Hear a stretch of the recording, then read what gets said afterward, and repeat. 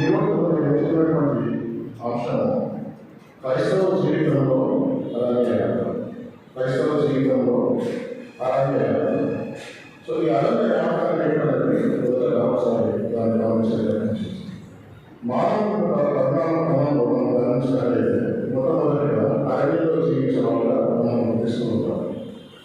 So ఈ విధంగా అరణ్యంలో జీవిస్తున్నప్పుడు వాళ్ళు చేసేటటువంటి ప్రతి దినచర్యలో ఎంతో సమకూరుతున్నట్టుగా మనం గమనించవచ్చు. అంటే అరణ్యంలో 1 కిలోమీటర్ ప్రయాణించాలన్నా ఎంతో సమస్యతో కూడినటువంటి పరిస్థితి. లేదా అక్కడ ఏదైనా ఆహారం సమకూర్చుకోవాలంటే అంటే వేడాలన్నా లేదా వ్యవసాయం చేయాలన్నా అరణ్యంలో కొంత సులువైనటువంటి పని కాదు.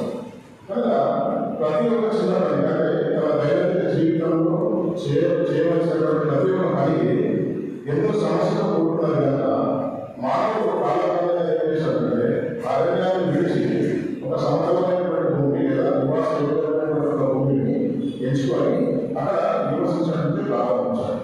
తర్వాత తనకి కావలసినటువంటి సౌకర్యాలని తనకి కావలసినటువంటి ఇతర వస్తువులను ఏర్పాటు చేసుకుంటూ తనకు నివాసయోగ్యమైనటువంటి ప్రదేశాన్ని దాన్ని తయారు చేసుకున్నాడు. అంటే అడవిలో ఉన్నప్పుడు ప్రతిష్టానికి సమస్యలను చేయాలన్నప్పుడు కానీ ఒక నివాసయోగ్యమైనటువంటి ప్రదేశానికి వచ్చినప్పుడు తనకి కావలసిన ఉన్నది కనుక ఒక సౌకర్యమైనటువంటి జీవితాన్ని అనుభవించడానికి అది అనుభవం మనం గమనించవచ్చు. కనుక ఎప్పుడైతే మనము జీవితానికి అనుగుణమైనటువంటి లేదా ఈజీగా ఉండేటువంటి ఒక పరిస్థితుల్లో ఉంటూ కూడా ఏదైనా సమస్య ఎదుర్కొన్నామో ఆ సమస్య ఆర్థికపరమైనది కావచ్చు, శారీరకపరమైనది కావచ్చు, ఆత్మీయమైనది కావచ్చు, తిరిగి మనం దాన్ని అరణ్యయాత్రగా భావించవచ్చు. Okay, so wilderness is a metaphor of the integrated landscape of process of life to which the person will go. అదేవిధంగా ఈ అరణ్యయాత్రలో మనం ఉంటున్నప్పుడు మనం ఈ అరణ్యయాత్రని ఏ విధంగా చూడాలి అంటే మానవుడు సమస్యలుగా ఉంటున్నప్పుడు ఈ సమస్యలని మనం ఏ విధంగా గమనించాలి, ఈ సమస్యలుగా ఎదుర్కొన్నప్పుడు ఎలాంటి ఆలోచన విధానాలు మనం కలిగి ఉండాలి, తర్వాత మనం ఈ సమస్యలు ఎంత అధిగమించగలుగుతాము మనం ఈరోజు వాటి ద్వారా పరిశీలించే ప్రయత్నం చేద్దాం. ఓకే, ఈ అరణ్యయాత్రలో మనం చాలా సమయంలో లేదా మనకున్నటువంటి సమస్యలు మనం ఏమనుకుంటున్నామంటే చాలాసార్లు ఈ సమస్యలు మనకి ఎదురు వస్తున్నాయి, ఈ సమస్యల ద్వారా మన ఎదురు ఇబ్బందులు కలుగుతున్నాయి అనుకుంటున్నాం. కానీ ఈ సమస్యల ద్వారా కూడా మనం ఎలాంటి భావాలను పొందవచ్చు లేదా ఎలాంటి ఇబ్బందులు ఉంటే దీనికి సానుకూలంగా తీసుకోవచ్చు అనేది ఈరోజు వాక్యం ద్వారా నేర్చుకునే ప్రయత్నం చేద్దాం. ఇంతకుముందు చదవబడినటువంటి వాక్యాన్ని మనం గమనించినట్లయితే ప్రసంగి 3వ అధ్యాయం 1 నుండి 10 వచనాలు మళ్ళీ చదివిన అందులో ఒక 2-3 వచనాలని నేను గమనించే ప్రయత్నం చేద్దాం సార్.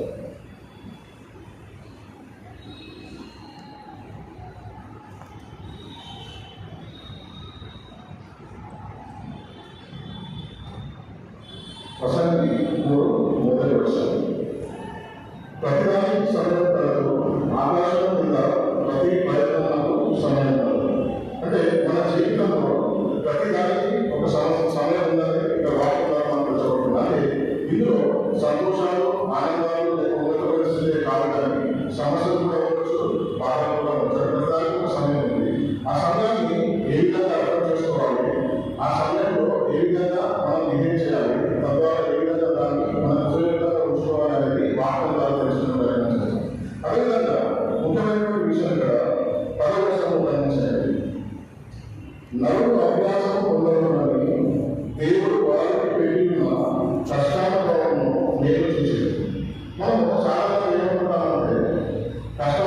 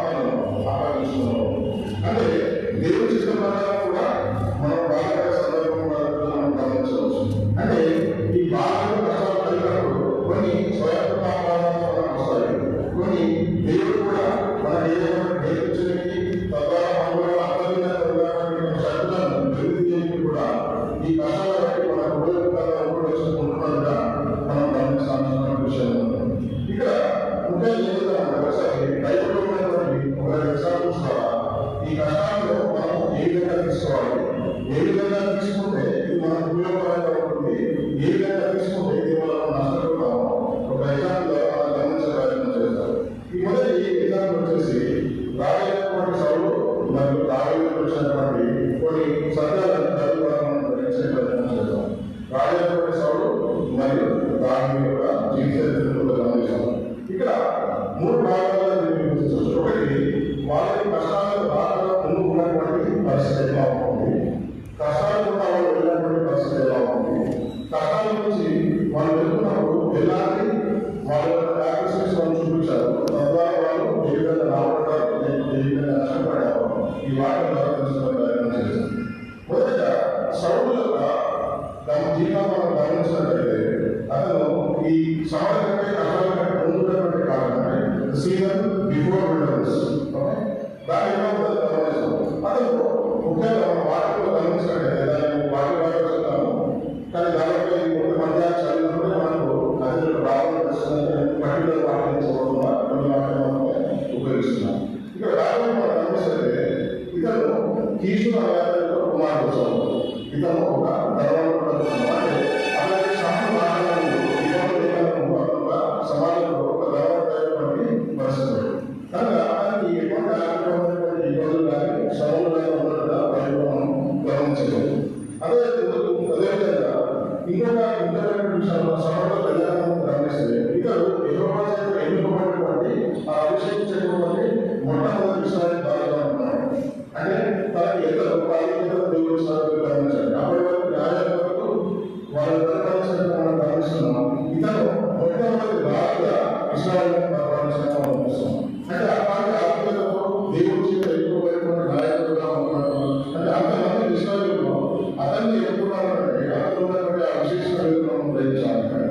మూడవది, అతనికి దేవుడు ఆ అధికారాన్ని ఇశ్రాయేలు మీద ఒక రాజుగా ఎన్నుకున్నాడు. అంటే అదే కూడా అదే కాదు, ఇప్పుడు ఆ రాజ్యంలో ఉన్నదంతా అతని ఆధీనంలో ఉంటాడని గమనిస్తున్నాం. అంటే అతనికి ఎటువంటి సమానంగా ఉన్నది అంటే సమానంగా ఉన్నటువంటి పరిస్థితి విడనెస్ కంటే ముందు ఉన్నటువంటి సమాధానాల కంటే ముందు ఉన్నటువంటి పరిస్థితి లేదు.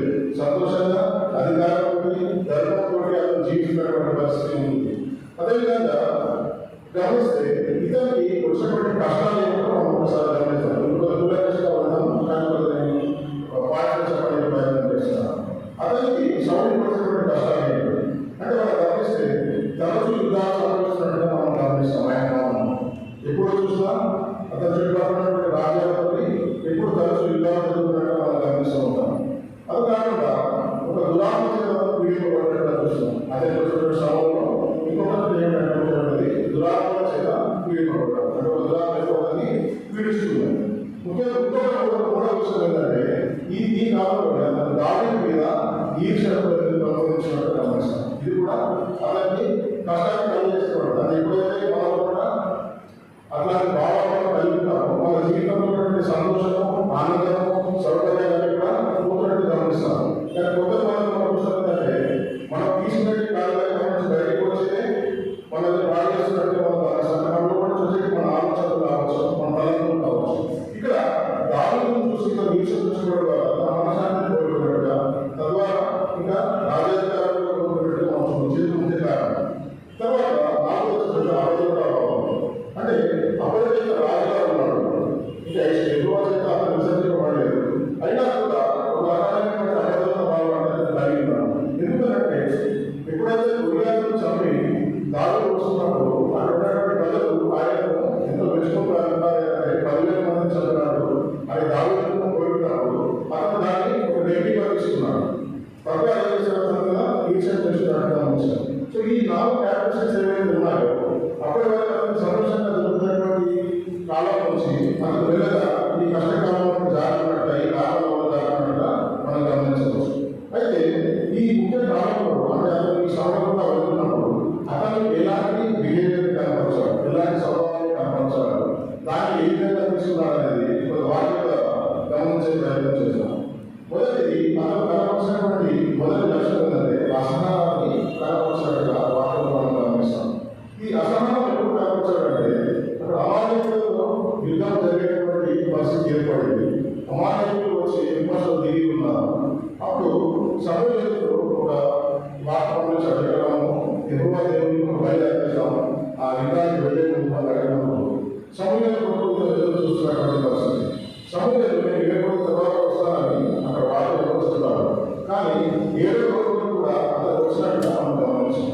ఎప్పుడైతే 7వ రోజు కూడా అతను రాలేదో అతను ఏం చేస్తున్నాడంటే అసమాధాన్ని ప్రదర్శించినట్టు మనం ఇక్కడ గమనిస్తున్నాం. ఎందుకంటే తన ఉన్నటువంటి ప్రజలు చదివిపోతున్నారు. ఏమవుతుందంటే అక్కడ వచ్చేవాడికి రావట్లేదు, మళ్ళీ అర్పించడం లేదు కనుక వాళ్ళ దగ్గర పీడు జరుగుతుందని వాళ్ళందరూ గ్రహించి వాళ్ళు అనుకోని మనసులో వాళ్ళందరికీ అక్కడ నుంచి చదివిపోయినటువంటి పరిస్థితి ఏర్పడింది.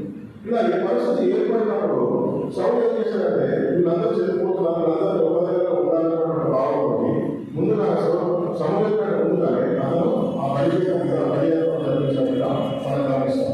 ఇది ఈ వాక్యాన్ని మనం మొదటి సమయంలో 13వ అధ్యాయము 8 నుంచి 14 వర్షాల్లో ఇది ముందుగా ఉంటుంది. కానీ మనం కేవలం 8 నుంచి 9 వర్షాలు చదువుతాం. మొదటి సమయంలో 13వ అధ్యాయము 8, 9. First Samuel chapter 30, verse 8 and 9.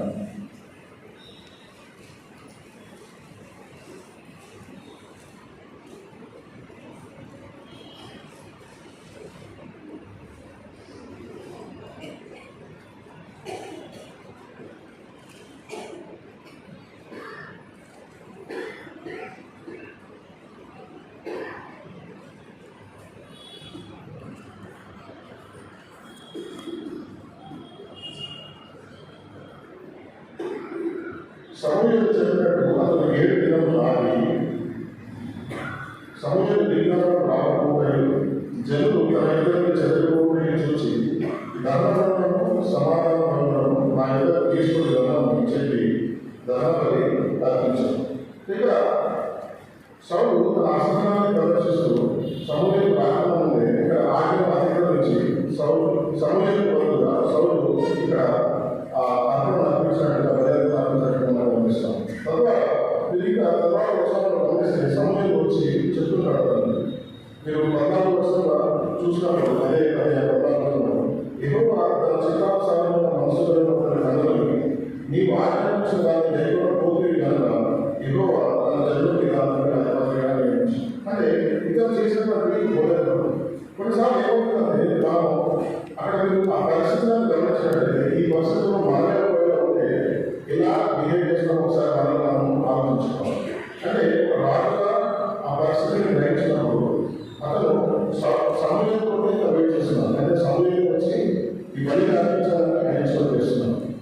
Wait చేసినా కూడా ఆయన అయితే రాలేదు. ఇక్కడ ప్రజలందరూ చదివిపోతున్నారు. అక్కడ ఇలాంటి వరుసగా ఉన్నటువంటి పరిస్థితి ఉంది కనుక అది చాలా చిన్న పాయింట్ అనిపించింది. మన సమస్యలు కూడా వెళ్తున్నప్పుడు కొన్ని విషయాలు మనము వదిలేస్తున్నాం. అంటే చాలా సీరియస్గా తీసుకోకుండా అందరికీ ఉన్నటువంటి ఆ అర్థాన్ని మనం గ్రహించకుండా మనం ఏం చేస్తామంటే దాన్ని మిస్టేక్ చేసే పాల్గొని ఇక్కడ ఉన్నట్టు మనం గమనిస్తాం.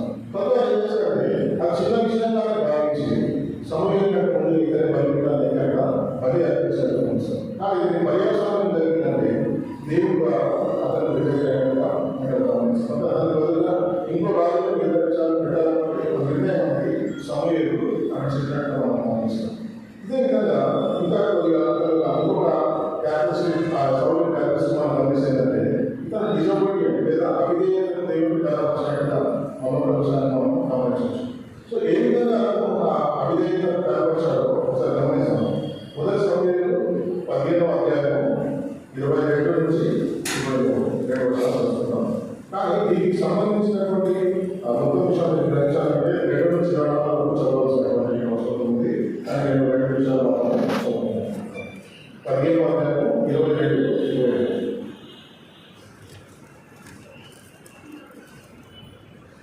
ఇక్కడ దీని బ్యాక్గ్రౌండ్ గమనిస్తుందంటే ఈ అమాయకులందరినీ చంపేసి అక్కడ ఎటువంటి శేషాన్ని మిగిలించకుండా అందరినీ నిర్మూలించాలని దేవుడు అతనికి ఆజ్ఞాపించినట్టుగా మనం గమనిస్తాం. కానీ ఇక్కడ ఏం చేస్తున్నారంటే అందులో కొన్ని వాటిని కొన్ని మంచిగా ఉన్నటువంటి పశువులని దేవుడికి కనపడే అందించాలనే ఉద్దేశంతో వాటిని తీసి పక్కగా వచ్చాడుగా లేదా దాన్ని ఇంకా దాన్ని చెప్పకుండా మిగిలించినట్టుగా మనం ఇక్కడ గమనిస్తూ ఉంటాం. కానీ ఇక్కడ చేసినటువంటి మళ్ళీ ఇక్కడ మనం గమనించలేదంటే అతను చేసినటువంటి పనులు పెద్ద కథలు మనం కనబడకపోవచ్చు. ఎందుకంటే గమనిస్తున్నాము లేదు దానివల్ల ఎగువాటి బలి అర్పించాలన్నా అక్కడ వాటిలో వాళ్ళు అందిస్తారు. కానీ ఇక్కడ కూడా దేవునికి అవిధేయత అనేటువంటి ఆ గుణాలను చూపించాడు కనుక అప్పటికే దేవుడి మీద కోపంగా ఉన్నాడు. ఈ కారణం వల్ల కూడా అతనికి ఆ సమయం తప్పు నిర్ణయించేవాడు రాజధాని కోరుకున్నట్టుగా ఉంటాయి గమనించాం. 15వ అధ్యాయం 22-23 వచనాలు. అందుకు సమయంలో తాను సెలవించిన ఆజ్ఞకు దైవం వలన యెహోవా సంతోషించినట్లు ఒకడు ధర్మబలులను అర్పించడం ఆయన సంతోషించిన ఆలోచించును. బలులు అర్పించడం కంటే ఆజ్ఞను దైవం కొట్టిన ప్రభువు అర్పించడం కంటే మాట కంటే శ్రేష్టం. కనుక దేవుడు చాలా క్లియర్గా చెప్తున్నాడు ఏంటంటే దేవుడు బోధించబడిన సమూహం చెప్తున్నటువంటి విషయం ఏంటంటే ఆజ్ఞను దైవడమే ఇక్కడ చాలా ఇంపార్టెంట్. ఎందుకంటే ఆజ్ఞాత్మకమే పాపము వచ్చినటువంటి జీవితంలో మరణం చెప్పినటువంటి విషయం. ఇదే మీరు గమనిస్తే సౌకర్య ముందు చూసినప్పుడు ఇలానే ఆజ్ఞాత్మకం చేసినాడు అంటే సౌడు అతను దుర్మార్గం పొందినట్టుగా మనం గమనిస్తున్నాం. యుద్ధంలో ఇస్రాయేల్తో యుద్ధం చేయండి మీకు వచ్చినప్పుడు వాళ్ళకి యుద్ధం చేసే శత్రువులకి అతను చదవబడిగా మనం గమనిస్తూ ఉంటాం. కానీ ఈ ఇప్పుడు ఏ విధంగా శ్రమలు సౌకర్యాలు వచ్చినాయి, ఈ శ్రమలో ఉన్నప్పుడు ఎలాంటి అతనికి భావాలను కనపరచాలి అంటే దేవుని సిద్ధాంతం నడవకుండా ఆ అవిధేయతను చూపించడం ద్వారా కావచ్చు, లేదా ఆ అసహనాన్ని ప్రదర్శించడం వల్ల కావచ్చు, ఇలా తప్పుడు మీద తప్పు చేసుకుంటూ పోతూ ఉండాల్సినటువంటి రాజ్యాన్ని తను పోగొట్టుకున్నటువంటి పరిస్థితి, రాగొట్టుకున్నటువంటి పరిస్థితి.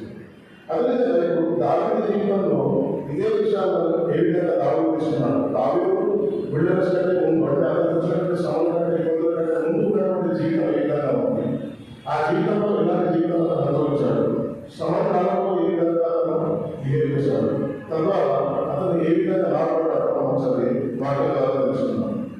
ఇక్కడ దావీదు యొక్క సమకాలం కంటే ముందు ఉన్నటువంటి పరిస్థితిని ఒకసారి గమనించినట్లయితే సో అతను మొట్టమొదటిగా గొలియాతునే ఓడించాడు. అంటే ఎంతో మంది సైనికులు గొప్ప గొప్ప సైనికాధికారులు ఉన్నటువంటి ఇశ్రాయేలీయుల సైన్యము ఒక గొలియాతుకి భయపడి అక్కడ అతను యుద్ధం చేయనటువంటి పరిస్థితుల్లో బాధపడినటువంటి దావీదు వచ్చి అక్కడ గొలియాతును చంపినటువంటి పరిస్థితి. అంటే అతనికి అప్పుడు దొరికినటువంటి గౌరవం కావచ్చు, మర్యాద కావచ్చు, ఏ విధంగా మనం చదివించుకోవాలి. ఏదైనా చిన్న మంచి పని చేస్తే మన దగ్గర చాలా గౌరవం మనము ఆటపడుతున్నారు. అలాంటిది ఒక రాజ్యానికి ఓడిపోయే పరిస్థితులు ఉన్నప్పుడు అతను అవతలకి ఓడించి వీళ్ళని విజయాన్ని కలిగేసినప్పుడు అంత పెద్ద సైన్యం కదా ఈ వాళ్ళకి ఎటువంటి గౌరవం వచ్చింది, నాకు ఎటువంటి హోదా లభించిన అవసరం గమనించవచ్చు. అదేవిధంగా అతను అక్కడి నుంచి వచ్చినప్పుడు అతను గురియాన్ని ఓడించి వచ్చినప్పుడు ప్రజలు స్టాంపులు వచ్చినట్టుగా మనం కూడా గమనించాం. సౌలు వేరున్నది నాలుగు 10,000 మందిని హతం చేస్తారని ప్రజలంతా అతని గురించి సంతోషిస్తూ పాల్పడాలని మనం గమనిస్తున్నాం. అంటే ఎప్పుడైతే వాళ్ళు వచ్చేసి మన గురించి చాలా మెచ్చుకుంటారు, మనం చాలా ఉపయోగపడతాం. అలాగే కొంతమంది వేల మంది ప్రజలను ఎదుర్కొని అతని గురించి సంతోషం చేస్తున్నప్పుడు అతని పరిస్థితి జీవితంలో ఎంతో సంతోషం పడుతుందో కూడా మనం ఒకసారి ఊహించుకోవచ్చు. అదేవిధంగా మనం గమనిస్తే ఈ 2 సంఘటనలు జరిగిన తర్వాత అతని సైన్యంలో ఒక ఉన్నత పదవిని అలంకరించినట్టుగా అతని సైన్యాధికారిగా ఉన్నట్టుగా కూడా గమనిస్తాం. అంటే ఆ రాజ్యం మొత్తంలో కూడా అతనికి ఒక పెద్ద సైన్యం కూడా ఉన్నటువంటి పరిస్థితి. అంటే ఒక రాజ్యంలో పెద్ద హోదా, అతనికి ఎంతో మంది సైనికులు కూడా అనేది ఒక గొప్ప విషయం. అంటే ఓడల పరిస్థితి అతని జీవితంలో మన బెస్ట్ అచీవ్మెంట్స్ అతను చెప్పుకుంటే దిస్ ఇస్ ఓన్లీ. ఆ తర్వాత చూస్తే అతను 4 బండ్ల దగ్గర కూడా భోజనం చేసే పరిస్థితి. అంటే గవర్నమెంట్ ఉండడం లేదు, రోజు మినిస్టర్తో కూర్చొని అక్కడ భోజనం చేయడానికి ఇక్కడ ఒక రాజకీయ అధికారం అంటే రాష్ట్రం కలిసి భోజనం చేసేటువంటి అధికారం కలిగి ఉన్నాను. అదే కాకుండా ఇంకొక 2 విషయాలు గమనిస్తేనంటే యువరాజుతో స్నేహం చేసేటువంటి పరిస్థితి. అంటే ఇవన్నీ ఉండడం కాకుండా యువరాజు సపోర్ట్ కూడా ఇలాగే ఉంది. అంటే యువరాజు కూడా ఇతను స్నేహం చేసి ఇస్తున్నాడు. అంటే ఏంటంటే ఆయన ఉన్నటువంటి పరిస్థితి ఎంత స్వార్థం ఒకసారి మనం గమనించాలి. ఓకే, అంటే సమాజానికి ముందు పెట్టే పరిస్థితి మన కాలం పరిస్థితి ఉంటే మన లోకల్ విధానం తెలిస్తేనే మనం చాలా పోతూ ఉంటాం. ఏదైనా సమస్య మనం తెలిసిన చెప్తూ ఉంటాం. అలాంటిది రాజు మెచ్చుకుంటున్నాడు, రాజు స్థానంలో ఉన్నది, యువరాజు స్నేహం ఉంటుంది, ప్రజలు మెచ్చుకుంటున్నారు. అన్నింటికంటే ముఖ్యమైనది మీ కాలంలో వ్యవహారం కూడా జరుగుతుంది. అంటే రాజు మాత్రమే వివాహం అంటే రాజునే అల్లుడయ్యాడు. కనుక ఇలాంటి పరిస్థితిలో ఉన్నప్పుడు ఎవరైనా సరే ఎక్స్పెక్ట్ చేస్తామో నాకు సమయం వస్తాయి అన్నింటికంటే అత్యున్నతమైన స్థితిలో జీవితంలో అత్యున్నత స్థితిలో ఉన్నటువంటి స్థితిలో అనుకోని విధంగా సౌర చేత తప్పబడినటువంటి పరిస్థితి. అంటే ఇవన్నీ కూడా అతని అరణ్యాలనే ముందున్నటువంటి పరిస్థితి. అప్పటి వరకు అంత బాగానే ఉంది, కానీ అనుకోని విధంగా శ్రమ వస్తున్నాడు. అంటే మన జీవితంలో కూడా ఎంతో ఉన్నత పరిస్థితులు ఉండవచ్చు, ఎంతో ధర్మంగా ఉండవచ్చు, లేదా మంచి ఉద్యోగ స్థితి ఉండవచ్చు, లేకపోతే మన పూర్వాలను సంపాదించుకోవచ్చు. మనం అనుకుంటవచ్చు నాకేం పర్వాలేదు, అంత బాగా అంత బాగా జరుగుతుంది అనుకోవచ్చు. కానీ ఎలాంటి రాళ్ళకు సంబంధించిన గమనించినప్పుడు మన జీవితంలో కూడా అలాంటి సంబంధించిన పరిస్థితి వచ్చే పరిస్థితి ఉంది. కనుక అలాంటి స్థితిలో అంటే అంత ఉన్నతమైన స్థితిలో ఉండి కూడా ఒకసారి అంత దిగజారిన స్థితిలో ఉన్నప్పుడు మనం ఆ శ్రమను ఏ విధంగా తీసుకోవాలో ఒకసారి గమనిస్తాం. దావీదుకు ఎలాంటి శ్రమలు వచ్చాయి, ఆ శ్రమలను మీరు ఏ విధంగా తీసుకోవాలో తర్వాత భాగంలో గమనించే ప్రయత్నం చేద్దాం. మొదటిది దావీదుకు వచ్చినటువంటి శ్రమలు లేదా దానికి వచ్చినటువంటి అరణ్యాలు సమస్యలు ఉంటాయండి. మొదటిది ప్రాణభయం. అంటే ఇప్పటివరకు ఉన్నదంతా ప్రాణం లేకపోతే వాల్యూ లేదండి. ఓకే, కనుక ఎంత ధనవంతమైన వెళ్ళవచ్చు, ఎంత అధికారంలో ఉన్నటువంటి వాళ్ళు వెళ్ళవచ్చు, నువ్వు రాకుండా అల్లుడే కావచ్చు, లేదా దేవాలయ స్నేహితుడే కావచ్చు, పద్ధతిని నిర్ణయించుకోవచ్చు. కానీ నువ్వు ప్రాణం కోరుకునే ఇవేమి కూడా వెళ్ళిపోతుంది. కనుక ఒకేసారి అతను శ్రమను ప్రారంభించినప్పుడు శ్రమను తల్లి తర్వాత ప్రారంభించినాడు. అంటే అల్లుడైనా కూడా అతను ఈర్ష మీద లేదా తన స్థానం ఏ విధంగా దాడి తీసుకున్నటువంటి ఉద్దేశంతో ఆ దురాత్మను పీడించడం వల్ల 2-3 సార్లు చంపే ప్రయత్నం చేశాడు. తర్వాత అతన్ని తగ్గుతున్నటువంటి పరిస్థితి మనం గమనించవచ్చు. అదేవిధంగా మనం చూస్తే అతనికి ఆ ప్రాణాలను పాల్గొన్నాడు. అప్పటి వరకు మంది మార్గం చుట్టూ సైనికులు ఒక మంచి స్థితి ఉన్నటువంటి భాషను అకస్మాత్తుగా ఒంటరి వాళ్ళ అభివృద్ధి ప్రయాణించినటువంటి పరిస్థితి. ఒకసారి మనం గమనించిన మనం చాలాసార్లు ఒంటరిగా ప్రయాణించినటువంటి ఏదైనా ఒక స్థితి మనం గమనిస్తే అక్కడ ఎవరు లేరు, ఒక అడుగులో ప్రయాణిస్తున్నాం. మన పరిస్థితి ఎలా ఉంటుంది?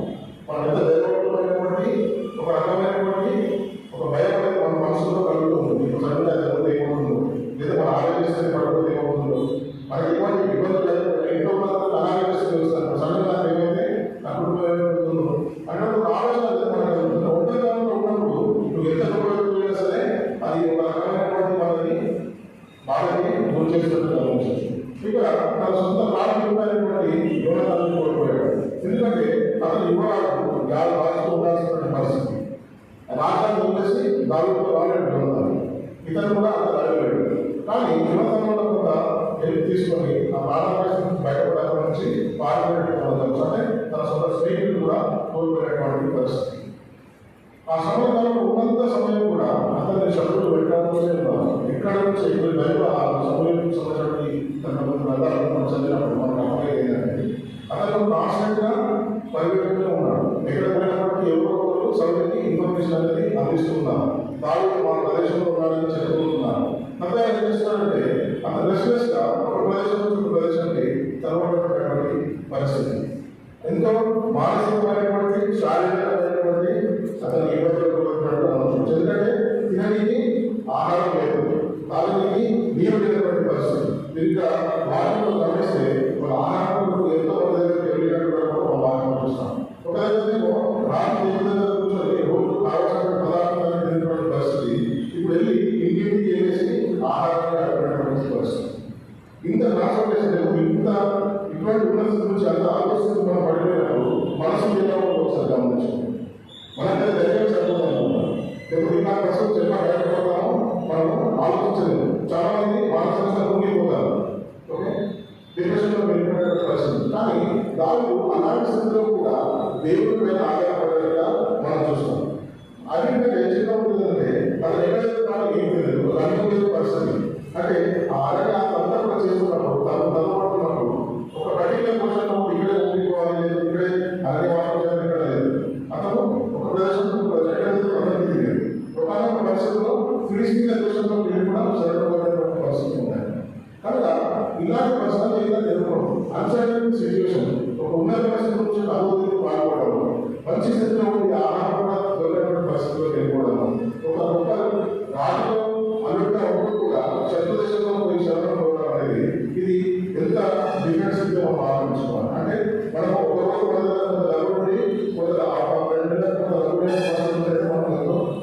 ఇబ్బంది పడుతున్నటువంటి పరిస్థితి. లేకపోతే ఏదైనా ఒక 1 ఇయర్ మన కార్మిక బాగాలేదంటే మనం ఎంతో ఇబ్బంది పడుతున్నటువంటి పరిస్థితి. ఇక్కడ మనకు కావాల్సిన వైద్య సదుపాయాలు ఉంటాయి, మన చుట్టాలు మనకు హెల్ప్ చేయడానికి అన్ని రకాల మన సదుపాయాలు ఉండి మనం ఆదరించే వాళ్ళు ఉన్నా కూడా మనం ఎంతో కృంగిపోతూ ఉంటాం. కానీ దాని ఇలాంటి పరిస్థితుల్లో కూడా ఎలాంటి విశ్వాసాన్ని కనపరిచాడో ఒకసారి చూద్దాం.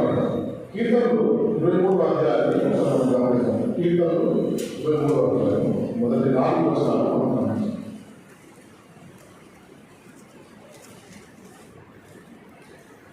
ఇది మన అందరికీ సుపరిచితమైనటువంటి వారిని మొదటి 4 వచనాలు.